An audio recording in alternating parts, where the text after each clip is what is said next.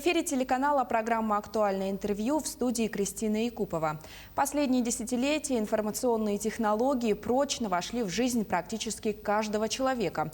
Однако с безграничной пользой, которую предоставляют мобильные интернет-услуги в нашу жизнь, к сожалению, входят и преступные посягательства.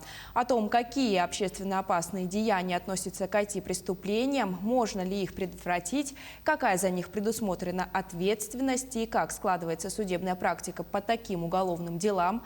Об этом интервью со старшим прокурором Уголовно-судебного отдела прокуратуры Республики Наумовой Татьяной Илларионовной. Татьяна Илларионовна, здравствуйте. Здравствуйте. Какие преступления относятся к совершенным с применением информационно-телекоммуникационных технологий?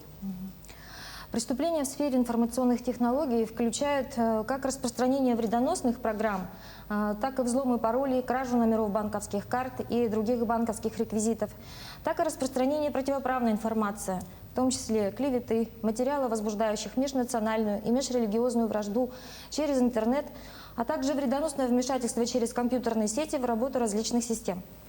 В соответствии с действующим уголовным законодательством под преступлением в сфере компьютерной информации понимаются совершаемые в сфере информационных процессов и посягающие на информационную безопасность деяния, предметом которых является информация и компьютерные средства. Ответственность за совершение указанных преступлений предусмотрена главой 28 Уголовного кодекса Российской Федерации. Уголовным кодексом Российской Федерации преступлениями в сфере компьютерной информации являются неправомерный доступ к компьютерной информации. Преступление предусмотрено статьей 272 Уголовного кодекса Российской Федерации. Создание, использование и распространение вредоносных компьютерных программ, статья 273 Уголовного кодекса Российской Федерации. Нарушение правил эксплуатации средств хранения, обработки или передачи компьютерной информации и информационно-телекоммуникационных сетей и распространение порнографии, статья 274 Уголовного кодекса Российской Федерации. Общественная опасность противоправных действий в области электронной техники и информационных технологий выражается в том, что они могут повлечь за собой нарушение деятельности автоматизированных систем управления и контроля различных объектов, серьезное нарушение работы ЭВМ и их систем, несанкционированные действия по их уничтожению, модификации, искажению, копированию информации, информационных ресурсов, иные формы незаконного вмешательства в информационные системы, которые способны вызвать тяжкие и необратимые последствия. Но также следует отметить, что к преступлениям, совершенным с применением информационно-телекоммуникационных технологий, относятся и другие преступления, посягающие на иные охраняемым уголовным законом правоотношения, но конструкции составов которых содержат такой квалифицирующий признак, как использование электронных или информационно-телекоммуникационных сетей, включая сеть интернет. А вот какие преступления наиболее распространены? В судебно-следственной практике наиболее распространенными являются преступления, связанные с незаконным оборотом наркотических средств, психотропных веществ и их прекурсоров.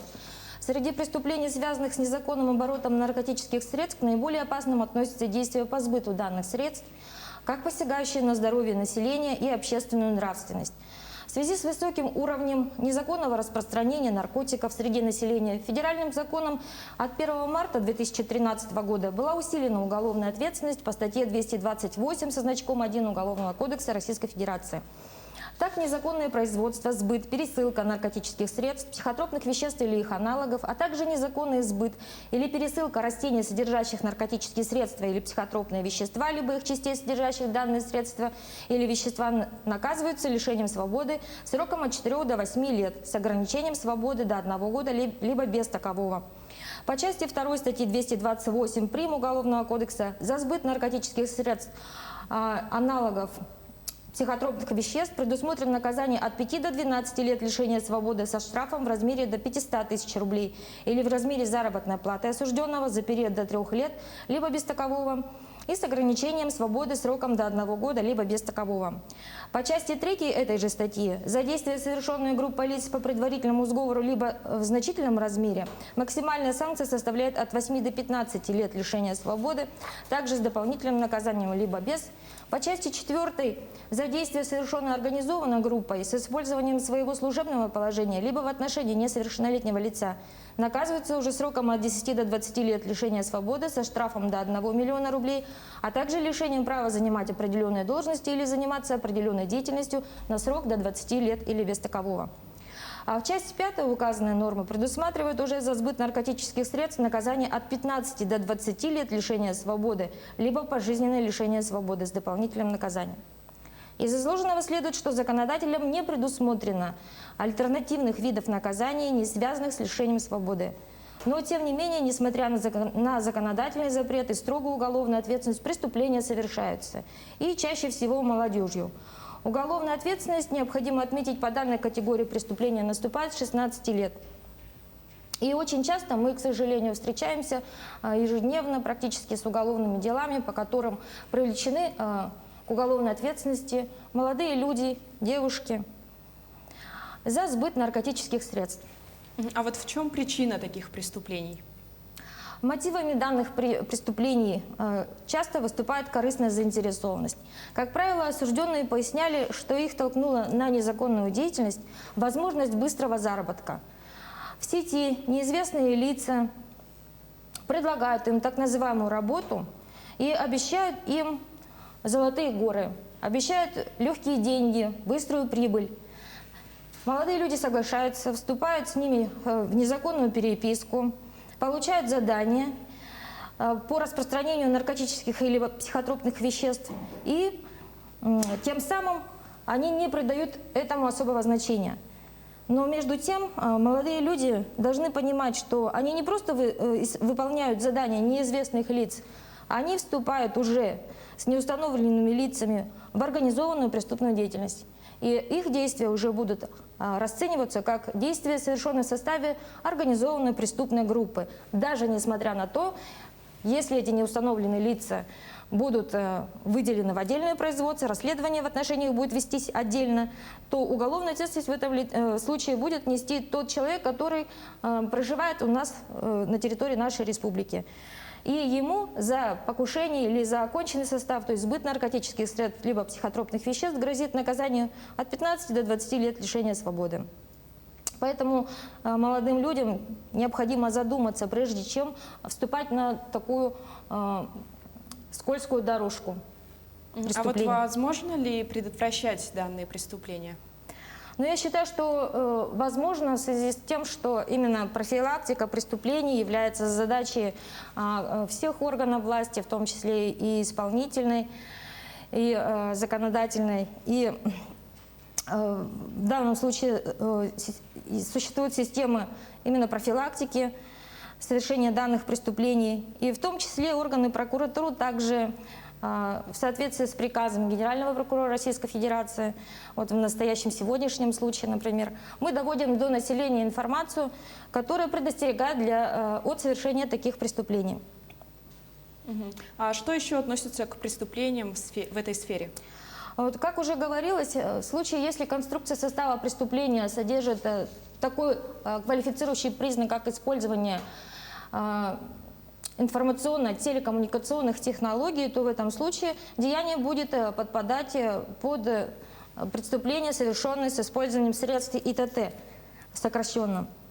К ним подпадают такие преступления, предусмотренные как статьей 158 части 3 пунктом Г, то есть тайное хищение чужого имущества, кража с использованием электронных средств платежей, а также мошенничество с использованием, статья 159 со значком 3 Уголовного кодекса Российской Федерации, предусматривающая ответственность за мошенничество, то есть хищение путем обмана или злоупотребления доверием, с использованием также электронных средств платежей.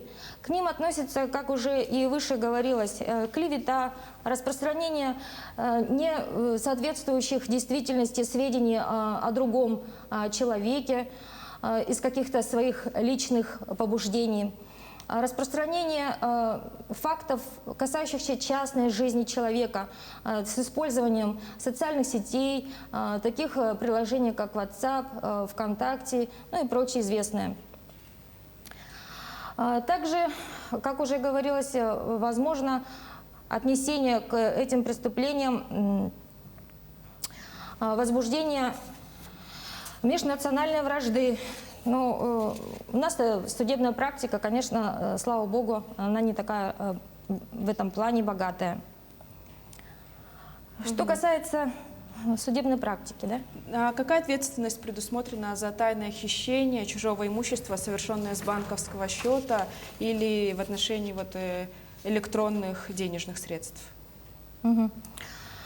За совершение преступления, предусмотренное пунктом Г части 3 статьи 158 Уголовного кодекса Российской Федерации, предусмотрены такие виды наказаний, как штраф в размере от 100 до 500 тысяч рублей или в размере заработной платы или иного дохода осужденного за период от 1 года до 3 лет, принудительной работы на срок до 480 часов с ограничением свободы до 1,5 лет, либо без такового, лишение свободы сроком до 6 лет со штрафом до 80 тысяч рублей или в размере заработной платы или иного дохода осужденного за период до 6 месяцев и с ограничением свободы до 1,5 лет, либо без такового. Приведем пример. Приговором Якутского городского суда от 3 августа 2021 года гражданин К. 1994 года был осужден по пункту В части 2 статьи 158, пункту Г части 3 статьи 158 Уголовного кодекса Российской Федерации. По фактическим обстоятельствам дела осужденный, увидев на улице в городе Якутске спящего на скамейке гражданина Н, тайно похитил принадлежащую ему сумку, в которой находились сотовый телефон, банковская карта и кошелек с денежными средствами, причинив тем самым потерпевшему материальный ущерб на общую сумму 19 800 рублей. После этого данное лицо из корыстных побуждений, используя сотовый телефон потерпевшего, путем отправления СМС-сообщения совершил операцию по переводу денежных средств в сумме 5300 рублей.